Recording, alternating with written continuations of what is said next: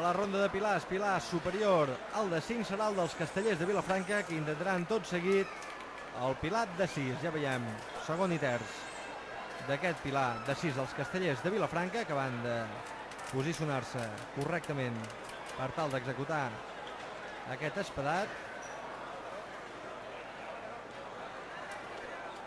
I anirà amunt aquest pilar de 6 dels Castellers de Vilafranca.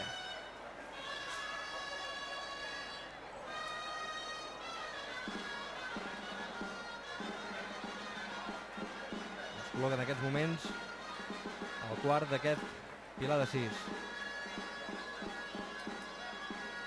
De moment força parat l'estructura d'aquest espadat de 6 dels vilafranquins, que ja han assolit aquesta temporada amb alineacions noves al tronc dels pilars pel que fa a nivells de segons i terços.